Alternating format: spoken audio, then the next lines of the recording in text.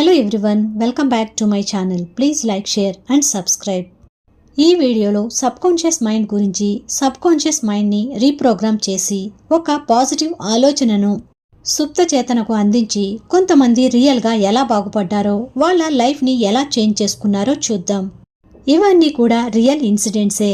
Miracle మ్యాన్గా పేరు తెచ్చుకున్న Morris Goodman తన సబ్కాన్షియస్ మైండ్లో ఉన్న పవర్ని ఉపయోగించి నియర్ టు డెత్ వెళ్లి ఆయన ఎలా రికవర్ అయ్యారో తెలుసా? అతను దేన్ని నమ్మాడు? అతని నమ్మకం ఎలా నిజమయ్యింది? మరి మనకెందుకు నిజమవ్వదు అనేది చూద్దాం. Doctor Joseph Murphy, the author of power of your subconscious mind అనే పుస్తకంలో నమ్మితే మన సబ్కాన్షియస్ మైండ్ ఏ విధంగా జబ్బులను నయం చేస్తుందో అని ఇచ్చే స్పీచ్కి ఒక వ్యక్తి అటెండ్ అయ్యాడు. అతనికి కళ్ళ సమస్య ఉంది. దీనికి ఒక రిస్కీతో కూడిన చిన్న సున్నితమైన ఆపరేషన్ చేయించుకోవాలి అని అతను డాక్టర్ చెప్పాడు. ఇతను జోసెఫ్ మర్ఫీ సబ్కాన్షియస్ మైండ్ మీద ఇచ్చిన స్పీచ్ విన్నాక, అది ఎలాంటి జబ్బునైనా నయం ఎలా చేస్తుందో తెలుసుకున్నాక, అతను అది తనపై ఎలా పనిచేస్తుందో ప్రయోగించుకోవాలని అనుకుని అతను తనలో తాను ఇలా అనుకోవడం మొదలుపెట్టాడు. నా సబ్కాన్షియస్ మైండ్ కనుక నా కళ్ళను క్రియేట్ చేస్తే అదే వాటికి ఉన్న రోగాన్ని కూడా నయం చేస్తుంది అని అనుకుని దానిని మానసికంగా అంగీకరించాడు. అంతేకాదు, ఇంటికి వెళ్లి మర్ఫీ చెప్పినట్లుగా రోజు నిద్రపోయే ముందు ఒక డీప్ ధ్యాన స్థితిలోకి వెళ్లి, అంటే మగత ఆవరించి ఉండే స్థితిలోకి వెళ్లి అతను ఇలా ఊహించుకునేవాడు.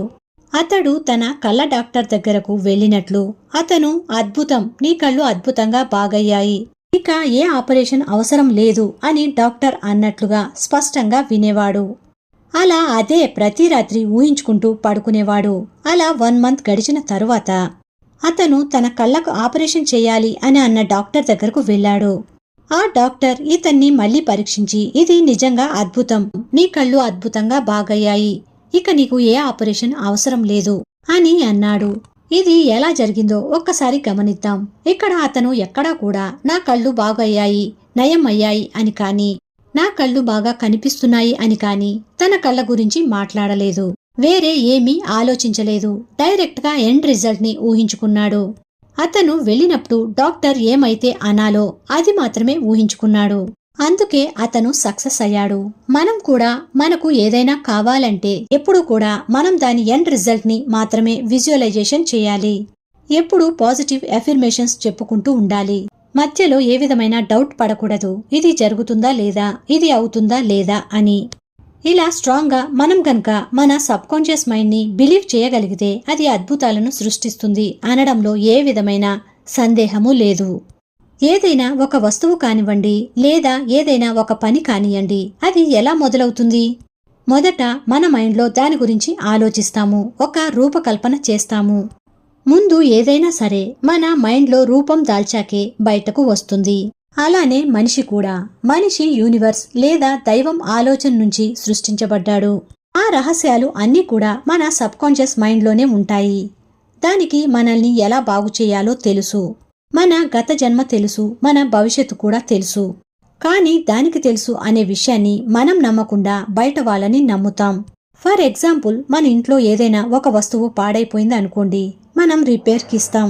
ఫ్రిడ్జ్ అయితే ఫ్రిడ్జ్ రిపేర్ చేసే వాళ్లకు, మిక్సీ అయితే మిక్సీ రిపేర్ చేసే వాళ్లకు, ల్యాప్టాప్ లేదా ఫోన్, ఇలా ఆ పర్టికులర్ పర్సన్ కి మనం రిపేర్ చేయడానికి ఇస్తాము. అంతేకాని ఒక వస్తువు కొని తెచ్చుకున్నాక కొన్నాళ్లకు పాడైపోతే పడేయం కదా. ఆ రిపేర్ చేసే వాళ్లకు ఎక్కడ ఏది పోయిందో, ఏది బాగు చేయాలో తెలుసు. అలా తెలిసిన తరువాత వాళ్ళు ఏ ప్రోడక్ట్ అయినా కూడా సృష్టించి దానిని లాంచ్ చేస్తారు. అలానే మన సబ్కాన్షియస్ మైండ్ కూడా మన గురించి అంతా తెలుసు. మనల్ని ఎలా రిపేర్ చేయాలో దానికి తెలుసు. మనం నిద్రపోతుంటే ఎవ్వరూ చేయలేని డైజెషన్, హార్ట్ బీట్, రెస్పిరేషన్ అలాంటివన్నీ అది ఎలా చేస్తుంది? ఇది ఎప్పుడైనా ఆలోచించామా? అది ఆలోచిస్తే మన సబ్కాన్షియస్ మైండ్ ఎంత అద్భుతమో తెలుస్తుంది. అద్భుతాలు అన్నీ మనలోనే దాచుకుని బయట వెతుకుతాము. సబ్కాన్షియస్ మైండ్ ద్వారా మరొక అద్భుతం ఏమిటంటే, దేవుణ్ణి నమ్మని ఒక యువకుడు అనారోగ్యంతో బాధపడుతూ ఉంటాడు. అతడికి ఎవరో ఒక చర్చ్ ఫాదర్ తన ప్రార్థనలతో రోగాలను నయం చేస్తున్నారు అని చెప్పగా, అతను అది ఎలా సాధ్యమో తెలుసుకోవడానికి అక్కడికి వెళ్తాడు. అలా అతను ఆ ఫాదర్ దగ్గరకు వెళ్లి అతను ఎలా నయం చేస్తున్నాడో వివరించమని అడుగుతాడు. దానికి ఫాదర్, నేను నీకు నా ప్రార్థనతో నయం చేశాక ఇక ఏ రోగము ఉండదు అని అంటాడు. దానికి ఇతడు దేవుణ్ణి నమ్మడు. పైగా నేను చదువుకున్నాను, నా తెలివితేటల్నే అనుమానిస్తాడా? ఈ ఫాదర్ చూద్దాం అంటూ ఆ విషయాన్ని అతను నమ్మలేదు. ఫాదర్ అతనికి కొద్దిసేపు ఏమీ మాట్లాడకుండా రిలాక్స్గా సైలెంట్గా ఏమీ ఆలోచించకుండా పడుకోమని చెప్తాడు. అతడు అలానే చేశాడు. ఫాదర్ కూడా అలానే కదలకుండా సైలెంట్గా బలంగా ఆ వ్యక్తికి పూర్తిగా శాంతి, ఆరోగ్యం, మంచి భావాలు అందాలని ఆ అరగంట సేపు ప్రార్థిస్తూనే ఉన్నాడు. అరగంట తరువాత అతను లేచి చూసుకుంటే అతను సంపూర్ణ ఆరోగ్యవంతుడు అయ్యాడు. అతనికి ఎలా నయం అయ్యింది అనేది అతనికి తెలియదు. హిప్నటిజం అనేది మనం వినే ఉంటాం. సరిగ్గా ఇలానే చేస్తారు. హిప్నటిజం చేసే వ్యక్తికి కొన్ని ప్రశాంతమైన సూచనలు ఇచ్చి వాళ్లను రిలాక్స్ చేసి ఒక మగత స్టేట్లోకి తీసుకువెళ్తారు. అప్పుడు ఎవరైతే హిప్నటైజ్ చేస్తున్నారో వాళ్ల మాటలను ఈ ట్రాన్స్లో ఉన్న వ్యక్తి తూచా తప్పకుండా చేస్తాడు. ఇలా హిప్నటైజ్ మనం ఎవరినైనా ఎక్కడైనా ఎలాంటి పరిస్థితుల్లో అయినా చేయవచ్చు. వాళ్ల బాడీ టెంపరేచర్ని అమాంతం పెంచవచ్చు లేదా తగ్గించవచ్చు కూడా. ఇలా ఎందుకు జరుగుతుంది అంటే ఆ సమయంలో ఆ వ్యక్తి యొక్క చేతన మనసు సైలెంట్ అవుతుంది, సుప్త చేతన మనసు యాక్టివేట్గా ఉంటుంది. అందుకే ఫాదర్ ఆ వ్యక్తికి ఇచ్చిన ఇన్స్ట్రక్షన్స్ పనిచేశాయి. ఫాదర్ ఆ వ్యక్తికి నయం చేయమని ప్రార్థించాడు. అది అలానే చేసింది. సబ్ కాన్షియస్ మైండ్కి నయం చేయడానికి ఎక్కువ సమయం అవసరం లేదు. కేవలం దాన్ని యాక్టివేట్ స్టేట్లోకి తీసుకొచ్చి ఇన్స్ట్రక్షన్స్ ఇస్తే చాలు, అది మన ఆజ్ఞలను పాటిస్తుంది. ఫాదర్ అతనికి ఏం చెప్పాడు అంటే, నువ్వు ముందు సైలెంట్గా రిలాక్స్గా అన్ని ఆలోచనలను ఆపిచేసి పడుకో అని చెప్పాడు. ఆ సమయంలో అతని సబ్కాన్షియస్ మైండ్ యాక్టివేట్ అవుతుంది. అప్పుడు ఫాదర్ అతని సబ్కాన్షియస్ మైండ్ని అతని వ్యాధిని తగ్గించి ఆరోగ్యాన్ని ఇవ్వమని అరగంట సేపు దానిని ఆపకుండా బలంగా మౌనంగా ప్రార్థిస్తూ ఇన్స్ట్రక్షన్స్ ఇచ్చాడు. అది వాటిని ఫాలో అయ్యి అలానే చేసింది. అతను రోగం ఉంది అని నమ్మాడు. కానీ ఫాదర్ రోగం అనే ఆలోచనను అతని నుండి తీసివేసి సబ్కాన్షియస్ యొక్క హీలింగ్ పవర్ని యాక్టివేట్ చేసి దానిని నయం చేశాడు. అతడు ముందుగా ఫాదర్ ఇచ్చిన ఇన్స్ట్రక్షన్స్ ని ఫాలో అయ్యాడు. అప్పుడు కనుక అతను ఫాదర్ని బిలీవ్ చేయకపోయినా, ఫాదర్ చెప్పినవి పాటించకపోయినా అతనికి ఆ వ్యాధి తగ్గేది కాదు. ఇంకొక సంఘటనని ఆదర్ ఇక్కడ చెప్తాడు. నీనా డబ్ల్యూ అనే ఒక ఆమె ఆదర్ మాటలు విన్నది. సబ్ కాన్షియస్ మైండ్ పవర్ గురించి తెలుసుకుంది. దాన్ని ఆమె ఎలా ట్రై చేసిందో తెలుసా?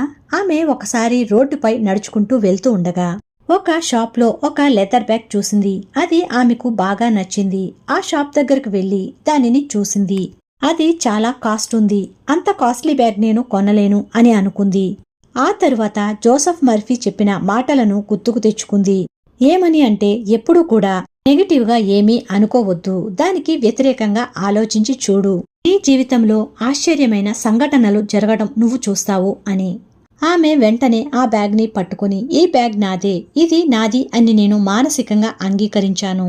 నాలోని సబ్ కాన్షియస్ మైండ్ ఈ బ్యాగ్ ని నా దగ్గరకు వచ్చేలా చేస్తుంది, నేను దీన్ని పొందేలా చేస్తుంది అని మానసికంగా దృఢంగా అనుకుని అక్కడ్నుంచి వెళ్లిపోయింది. ఊహించని విధంగా మరుసటి రోజు ఆమెను చేసుకోబోయే వ్యక్తి ఆమెకు ఆ బ్యాగ్ ని బహుమతిగా అందించాడు. అది చూసి ఆమె ఎంతో ఆశ్చర్యానికి లోనైంది. ఎందుకంటే ఏదైతే ఆమె ఆ షాప్లో చూసి తనది అని అనుకుందో అదే ఆ బ్యాగ్. ఆమె ఈ విషయాన్ని ఆథర్కి లెటర్ ద్వారా తెలియచేసింది. ఆమె లెటర్లో ఈ విధంగా తెలియచేసింది. నేను కొనాలి అనుకున్న బ్యాగ్ కొనడానికి నా దగ్గర ఆ సమయంలో డబ్బులు లేవు. కానీ మీరు చెప్పినట్లుగా నా సబ్ కాన్షియస్ మైండ్ ని ఉపయోగించి ఆ బ్యాగ్ ని నేను పొందగలిగాను. మీకు ఎంతో కృతజ్ఞతలు అని ఆమె ఏ విధంగా ఆ బ్యాగ్ ని పొందిందో లెటర్ రాసింది. ఇంకొక సంఘటన ఏమిటంటే, మార్గరెట్ అనే ఆమె జోసెఫ్ మర్ఫీ ప్రసంగాలకు హాజరవుతూ ఉండేది. ఆమె దానికోసం 3 బస్సుల్లో గంటన్నర ప్రయాణం చేసి రావాల్సి ఉండేది. ఒకసారి జోసెఫ్ మర్ఫీ ఒక వ్యక్తి తన సబ్ కాన్షియస్ మైండ్ ని ఉపయోగించి కారును ఎలా పొందాడో చెప్తాడు. అది విని ఆమె కూడా అలానే చేయాలి అనుకుంది.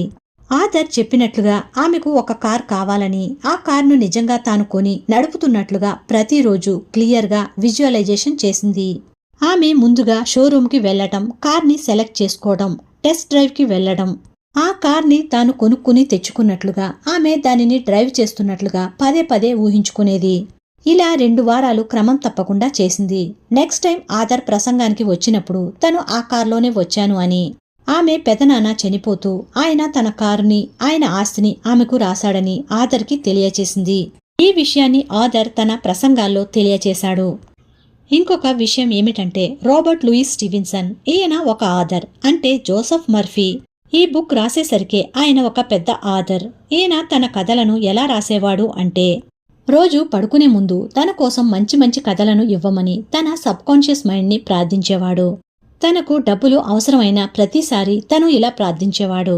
తనకు బాగా అమ్ముడయ్యే మంచి కథను సృష్టించి ఇవ్వమని అడిగేవాడు. ఆయన కోరినట్లే మంచి కథలను సృష్టించి బాగా డబ్బులు సంపాదించాడు. ఈ విషయాన్ని ఆయనే స్వయంగా చెప్పాడు. ఇవే కాదు ఎన్నో ఎగ్జాంపుల్స్ తో సహా నిజంగా జరిగిన సంఘటనలను తెలియచేశారు ఆథర్.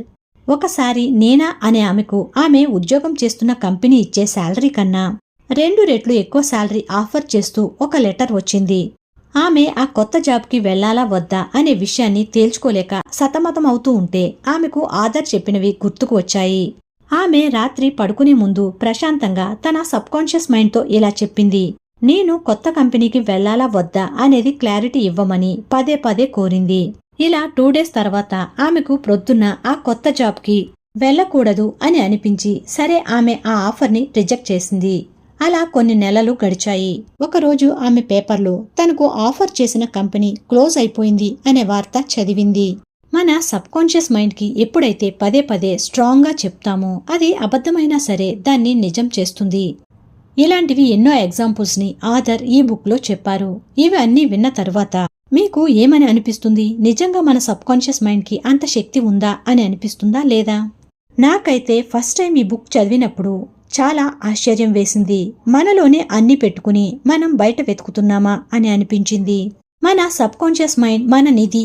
మరి ఇన్ని తెలిసినా మనం ఎందుకు చాలా విషయాల్లో ఫెయిల్ అవుతున్నాము, ఎక్కడ మిస్టేక్స్ చేస్తున్నాము అని ఆలోచిస్తే మనం పూర్తిగా దానిని నమ్మటం లేదు అనే విషయం అయితే స్పష్టంగా అర్థమైంది. సో మనం ఎప్పుడైతే మన సబ్కాన్షియస్ మైండ్ ని బ్లైండ్ గా వితౌట్ ఎనీ ఆర్గ్యుమెంట్ తో బిలీవ్ చేస్తామో మన సబ్కాన్షియస్ మైండ్ నిజంగా అద్భుతాలు చేస్తుంది.